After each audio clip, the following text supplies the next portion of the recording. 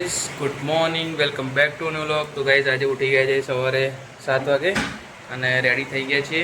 હવે હું ને હેપી બંને જાઉં છું બજારમાં અને કંઈક રક્ષાબંધનની ખરીદી કરવી છે. તો ચલો એ રેડી થાય પછી જઈએ બધા સાથે. બધા ગુડ મોર્નિંગ કહી દઈએ. ચલો ગુડ મોર્નિંગ હેપી. તો ચલો ગાઈઝ આપણે રેડી થઈએ. હવે બૂન રેડી થઈને વાટ જોઈ રહીએ. ચલો પછી જઈએ, તમને મળીએ બજારમાં જઈને બતાવીએ તો વિસનગરનું બજાર કઈ રીતે રક્ષાબંધનની તૈયારી ચાલે. તો ચલો જઈએ. પછી એક્ટિવા સાફ થઈ રહી છે. એક્ટિવા તો આપણો કોઈ સાફ કરે ને, કારણ કે એ બીમાર વ્યક્તિ છે. એક્ટિવા લઈ જતી નહીં, આપણે જ કેર કરીએ છીએ. તો એક્ટિવા અમદાવાદ લઈ જવું પડશે. ફોટો અહીંયા પડી રહ્યું છે. બસ સાફ કરીએ તો જઈએ અમદાવાદ. અમદાવાદ તો નહીં છે પણ બજારમાં જઈએ.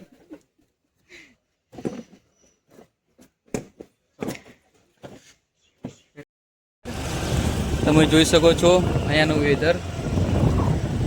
થોડી ગરમી છે આજે, વરસાદ પડ્યો થોડો થોડો સામાન્ય, પણ એવું કંઈ નહીં. એઝ યુઝ્યુઅલ અહીંયાના ખાડા તો એવા એવા છે. તમે જોઈ શકો છો. હવે હવે જઈએ ફટાફટ બજારમાં અને બજારમાં જઈને બતાવીએ કે રક્ષાબંધનનો કેવો માહોલ છે. તો કઈ આપણી જૂની સ્કૂલ જે આપણે ધોરણ 9 થી ધોરણ 12 સુધી અહીંયા ભણેલા, સાયન્સ ને બધું અહીંયા જ કર્યું હતું. અહીંયા આ બાજુ કંઈક નવું કન્સ્ટ્રક્શન ચાલુ છે, નવી બિલ્ડિંગ તો બનાવી દીધી છે.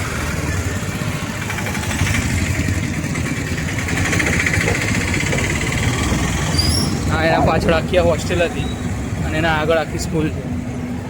તો ચલો તમને હવે બજારમાં જઈને મળીએ. ગાઈસ બજારમાં તો આવી ગયા છે, હજુ કોઈ માહોલ દેખાતો નથી. આગળ જઈને તમને બતાવીએ માહોલ છે બધું, રાખડીઓનો બધો શું છે બધું. ગાઈસ જોઈ શકો છો તમે રાખડીઓની થોડી થોડી દુકાન.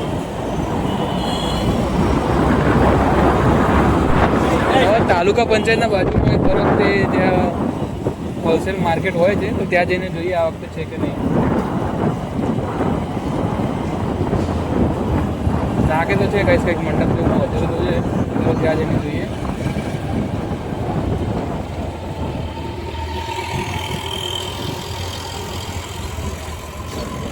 કોઈ કેકમાં જ આવે જોઈએ હવે અંદર. ગાઈસ આ ટાઈપની ભાભી રાખડી છે.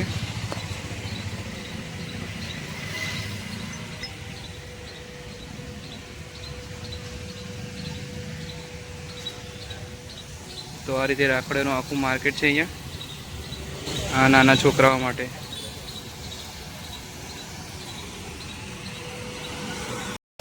જે LICની ઓફિસ હોય છે અને અહીંયા બધી ખેડૂતો લગતી દુકાનો છે. અહીંયા બધી પાઇપોની, પાવડાની એ બધી. અહીંયા આ બાજુ બહુ દુકાન એ બધી. આ બાજુ ખાટલાની દુકાન, આપણે 4 પાઈ કહીએ વાળા. લડો તમને ભગવતીમાં જઈને મળીએ. અરે ગઈશ ભાગ્યલક્ષ્મી. અહીંયા જોઈએ કઈ આવી રાખડી બાકડીનું, તો તમને અંદર જઈને મળીએ. હા તો ગાઈસ અંદર આપણે જઈએ છીએ વિઝિટ કરવા. અહીંયા બધું નાના છોકરાઓ તમે જોઈ શકો છો. હાથ ના આડવો જોઈએ બધું.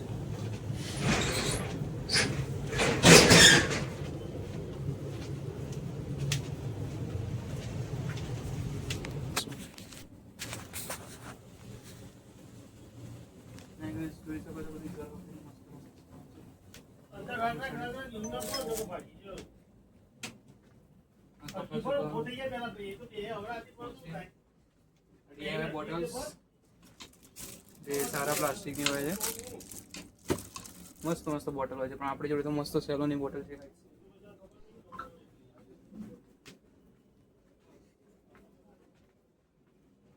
એઝ યુ નો ઇન્ટ્રોડક્શનની કઈ જરૂર નથી આપણે.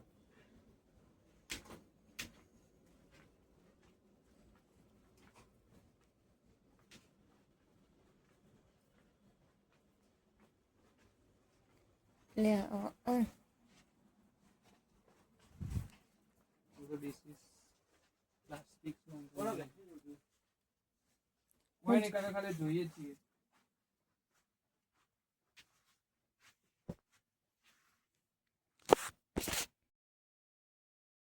રાખડીમાં એટલી બધી કોઈ મજા આવી ના, કારણ કે જે જોતી હતી નાના છોકરાઓ માટે એવી કોઈ મળી નહીં.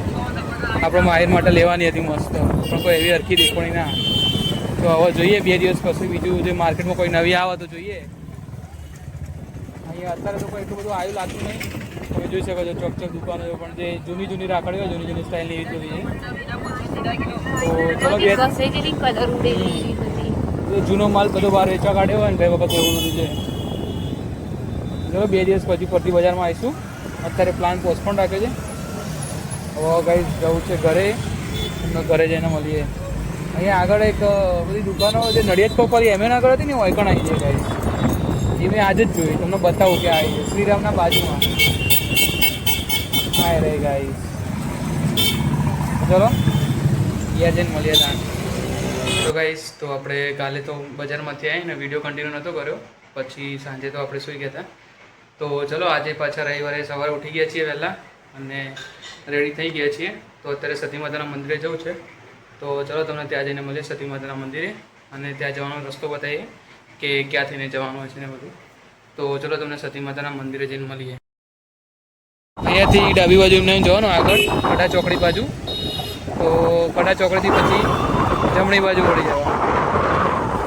તો ચલો તમને કડા ચોકડી જઈને બતાવીએ તો ત્યાં કેવું છે.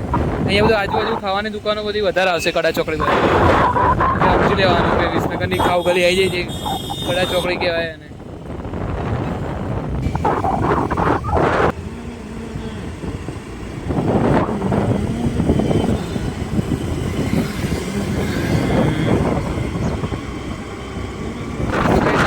બાજુ પેટ્રોલ પંપ ને એથી આ બાજુ વસ્તુ મળી જાય. ડાબી બાજુ આગળ ગેટ છે શ્રી સિદ્ધેશ્વરી માતાજી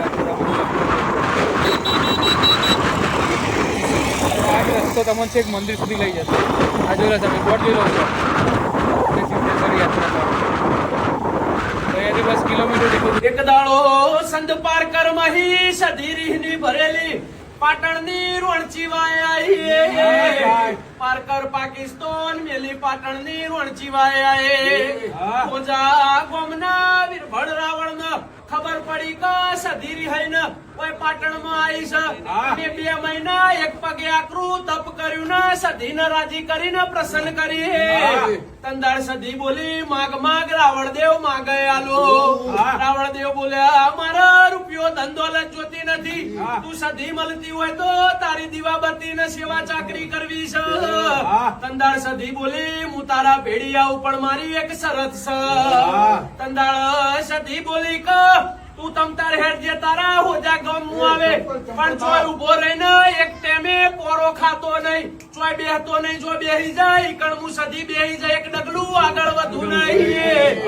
એટલામાં વીરભડ રાવણ બોલ્યા માં તું મારા ભેડી હેડ ન. વીરભડ રાવણ હેડતા હેડતા હોજ પડી કળા ગોમ આવ્યું. કળા ગોમ માં હુકી રોઈણ ના ઝાડના નેચા થાચેલા હતા. કણ પોરો ખાવા બેહી ગયા ને એમની ઓખ મેં કઈ ના સપનું આવ્યું કે પેલી સધીએ મને વચન આલ્યું તું કે ચોય બેહતો નહીં ને કમું સધી કણ બેહી જાય તો એક ડગલું આગળ વધુ નહીં. ઝટકા ભેર પેલા રાવણદેવ બેઠા થઈ ગયા. રાવણદેવ કે મારાથી ભૂલ થઈ ગઈ, હવે સધી આગળ આવશે નહીં. કળા ગોમમાં પેલા હુકારોણ ના ઝાડના નેચા 2 ટાઈમ દીવાબત્તી કર.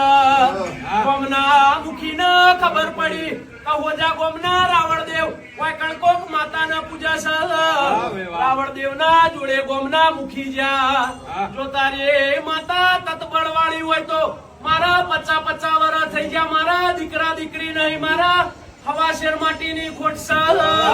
મારા જોડે સંતાન નથી, તારી માતા જો કુરમાર હતો. પેલા રાવણદેવ જોડે સધી ધૂળવાઈ અને ચેવું બોલે કે તને 9 મહિને ના 13 દાડે દૂધ જેવો દીકરો આલે.